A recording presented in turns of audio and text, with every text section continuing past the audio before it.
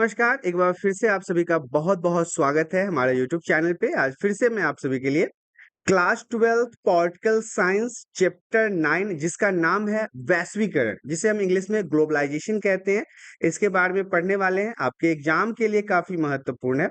तो आइए शुरुआत करते हैं class 12th political science chapter 9 वैश्वीकरण।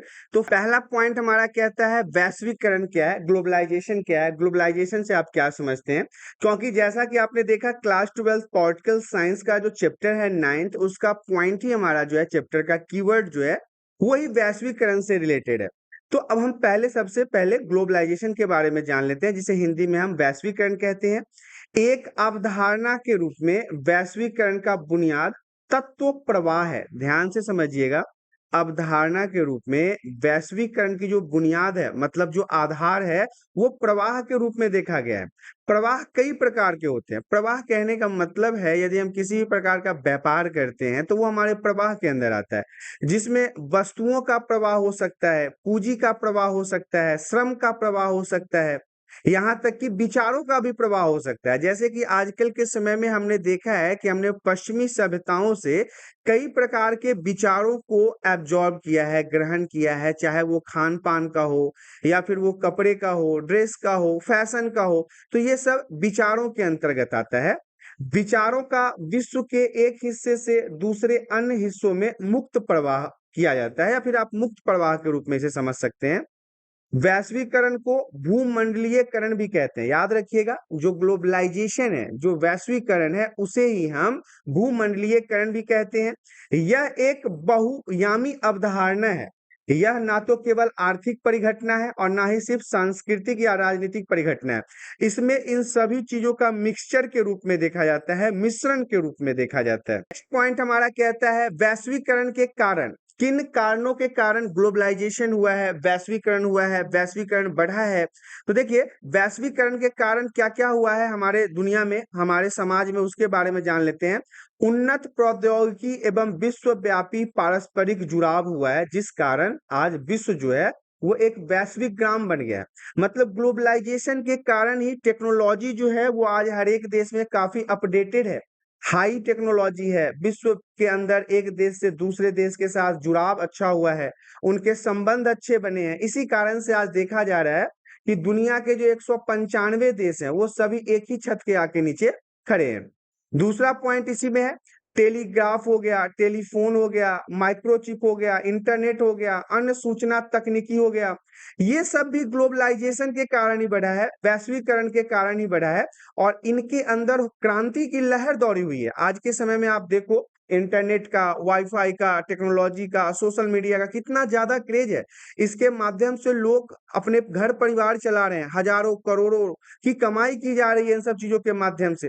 इसी में तीसरा पॉइंट है पर्यावरण की वैश्विक समस्या, जैसे कि सुनामी है, जलवायु परिवर्तन है, वैश्विक ताप वृद्धि है। इन सब से निपटने के लिए पूरा विश्व जो है वो एक छत के नीचे आके, एक मंच पे आके अपना सहयोग देता है, क्योंकि ये वैश्विक समस्या है, ये पूरे विश्व के लिए समस्या है। जैसे कि हम आतंकवाद की अगर हम बात कर ले तो आतंकवाद भी एक वैश्विक समस्या है, सुनामी एक वैश्विक समस्या है, कोरोना जो हुआ वो भी एक वैश्विक समस्या था, पूरे विश्व इससे परेशान था। तो इसमें अंतरराष्ट्रीय सहयोग मिलता है हमारे ऑर्गेनाइजेशन से, अंतरराष्ट्रीय संगठन से। नेक्स्ट पॉइंट हमारा कहता है वैश्वीकरण की विशेषताएं। अब हम देख लेते हैं कि ग्लोबलाइजेशन की विशेषताएं क्या क्या है, क्या क्या इससे फायदे प्राप्त होते हैं।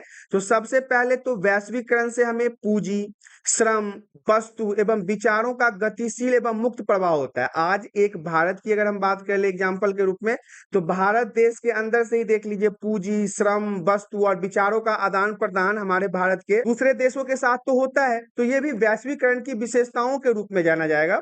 दूसरा पॉइंट है पूंजीवादी व्यवस्था। पूंजीवादी व्यवस्था के बारे में हमने पहले से बहुत बेहतर तरीके से पढ़ा है, इसके पहले के चैप्टर में खुलेपन के बारे में भी पढ़ा है, विश्व व्यापार में वृद्धि के बारे में भी पढ़ा है। तो ये सारी चीजें वो हैं जो वैश्वीकरण के विशेषताओं के अंतर्गत आता है।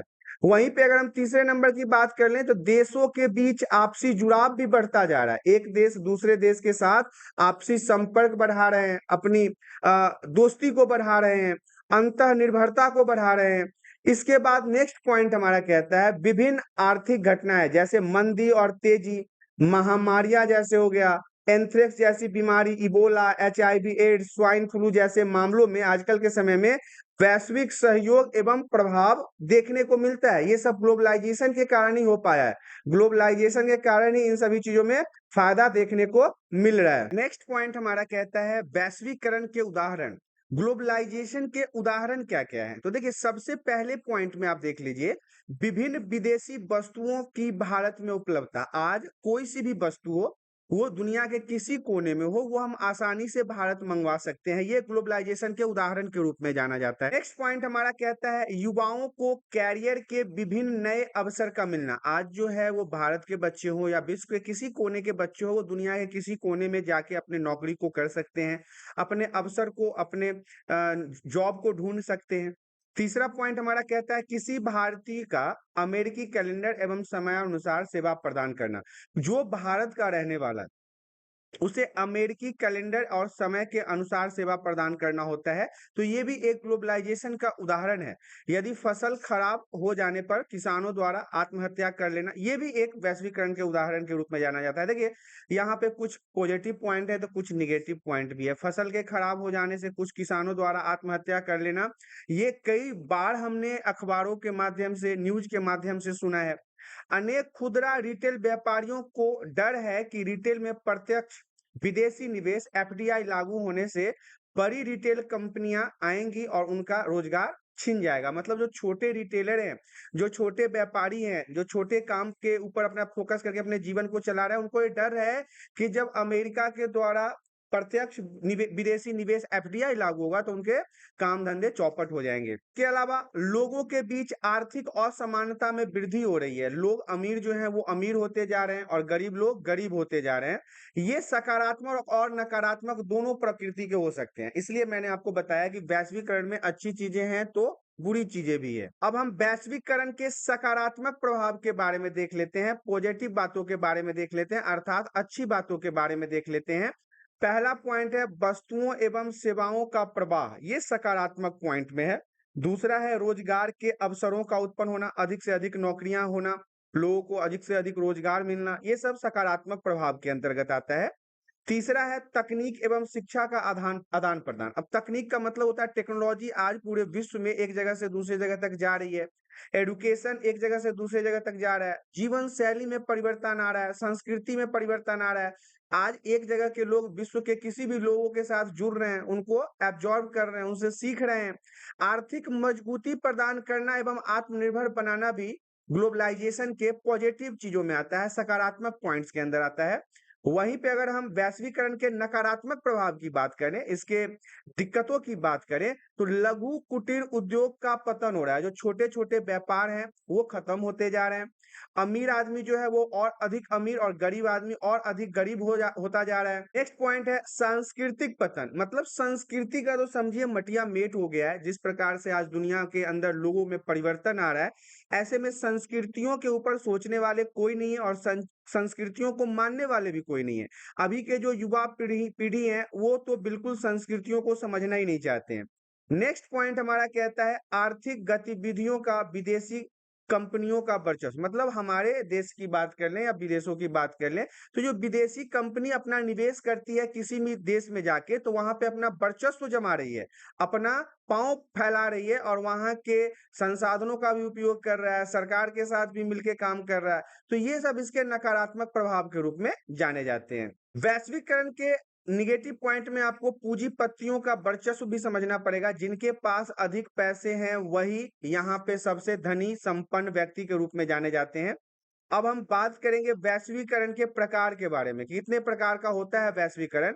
तो सबसे पहले वैश्वीकरण राजनीतिक भी होता है, आर्थिक भी होता है और सांस्कृतिक भी होता है। पहले नंबर पे राजनीतिक वैश्वीकरण को याद रखिए, दूसरे नंबर पे आर्थिक वैश्वीकरण को याद रखिए और तीसरे नंबर पे सांस्कृतिक वैश्वीकरण को याद रखिए। तो अब हम बात करते हैं वैश्वीकरण के राजनीतिक प्रभाव के बारे में, कि जैसा कि मैंने आपको बताया है कि वैश्वीकरण के यहाँ पे 3 प्रकार हैं, राजनीतिक, आर्थिक और सांस्कृतिक। तो सबसे पहले हम इसके राजनीतिक प्रभाव के बारे में बात कर लेते हैं। वैश्वीकरण से राज्य की क्षमता में कमी आई है, मतलब कि राज्य की शक्तियों में कमी आई है। राज्य अब कुछ मुख्य कार्य जैसे कानून व्यवस्था बनाना और सुरक्षा तक ही सीमित है। जब से ये वैश्वीकरण हुआ है, ग्लोबलाइजेशन हुआ है, तो राज्य की जो शक्तियां हैं ना वो कम होती जा रही है। दूसरा है, अब बाजार जो है वो आर्थिक सामाजिक प्राथमिकताओं का मुख्य निर्धारक है। आर्थिक स्थिति का, सामाजिक स्थिति का, उसके प्राथमिकता को विचार में लाने वाले प्रमुख है, मतलब यहाँ पे इसे मेन फोकस पॉइंट की तरह देखा जाता है वैश्वीकरण को। तीसरा है, राज्य की प्रधानता बरकरार है। राज्य की प्रधानता कहने का मतलब है कि राज्य की शक्तियां हाँ भले ही कम हो गई है, लेकिन इतनी भी कम नहीं हुई है कि मतलब उसका कोई महत्व ही नहीं है, तो उसकी प्रधानता बरकरार है। और वैश्वीकरण से कोई खास चुनौती उसे नहीं मिल रही है, ग्लोबलाइजेशन से कोई खास परेशानी उत्पन्न नहीं हो रही है। इस पहलू के अनुसार वैश्वीकरण के कारण अत्याधुनिक प्रौद्योगिकी के बूते राज्य अपने नागरिकों के बारे में सूचनाएं जुटा सकता है।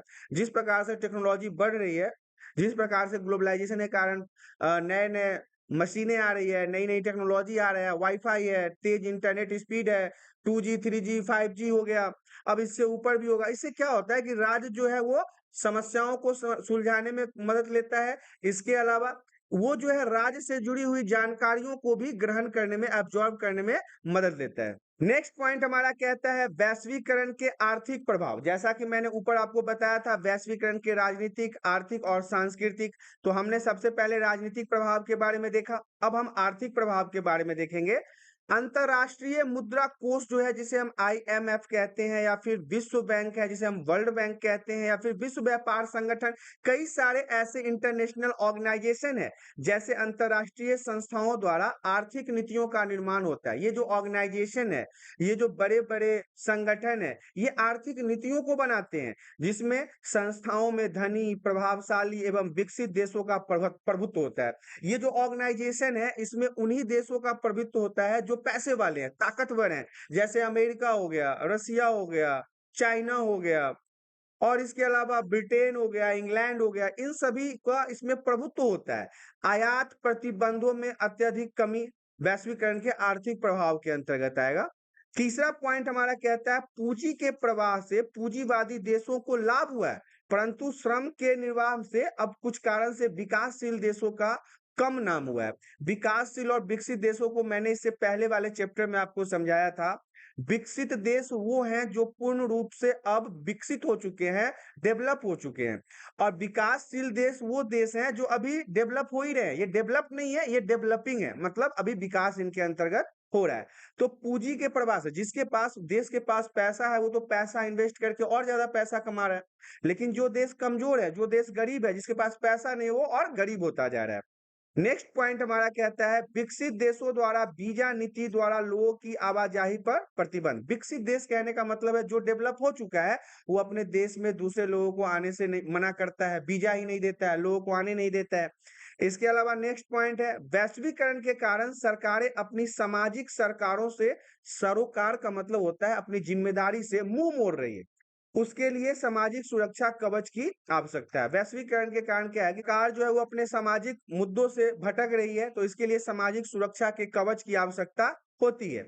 वैश्वीकरण के आलोचक कहते हैं, जो वैश्वीकरण को पसंद नहीं करते, वो उनके बारे में शिकायत करते हैं, उसके आलोचक कहते हैं इससे समाजों में आर्थिक असमानता बढ़ रही है, मतलब एक दूसरे से लोग जो हैं वो दूर होते जा रहे हैं, खाई बढ़ती जा रही है, अमीरी गरीबी का खाई बढ़ता जा रहा है। नेक्स्ट पॉइंट हमारा कहता है वैश्वीकरण के सांस्कृतिक प्रभाव। अब इसके सांस्कृतिक प्रभाव को जान लेते हैं।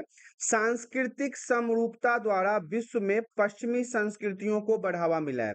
आजकल भारत के अलावा और भी कई सारे ऐसे देश हैं जो पश्चिमी संस्कृतियों को बहुत ज्यादा एक्सेप्ट करते हैं, जैसे कि खाने पीने एवं पहनावों के विकल्पों में भी इनकी संख्या में वृद्धि हुआ है। खाने पीने कहने का मतलब है कि पश्चिमी देशों में जो भी चीजें भोजन के रूप में ली जाती है, उनको आज हमारे भारत में भी बहुत ज्यादा पसंद किया जाता है। इनके सांस्कृतिक परिवर्तनों में भी दुविधा हो रही है, लोग अब पश्चिमी देशों के हिसाब से अपनी संस्कृति को बदल रहे हैं। संस्कृतियों की मौलिकता पर बुरा असर पड़ रहा है, हमारी संस्कृतियां धीरे धीरे अब समाप्त होती जा रही है। सांस्कृतिक विभिन्नीकरण, जिसके प्रत्येक संस्कृति कहीं ज्यादा अलग और विशिष्ट हो रही है। पहले से जब भी हम दूसरे देशों से, दूसरे सभ्यता से अगर किसी भी प्रकार के संस्कृति को ऑब्जॉर्व करते हैं, एक्सेप्ट करते हैं, ऐसे में क्या हो जाता है कि हमारी संस्कृति जो हो जाती है वो मिश्रित हो जाती है, क्योंकि पूर्ण रूप से हम अपनी संस्कृति को भी नहीं छोड़ते और पूर्ण रूप से हम दूसरे की संस्कृति को ऑब्जर्व और एक्सेप्ट भी नहीं करते। ऐसे में दोनों संस्कृति मिक्स हो जाती है और विशिष्ट हो जाती है। इसके अलावा महिलाओं की स्थिति में सुधार आया है। ग्लोबलाइजेशन के सांस्कृतिक प्रभाव में आप कह सकते हैं कि महिलाओं की स्थिति जो है वो पहले से बेहतर हुई है।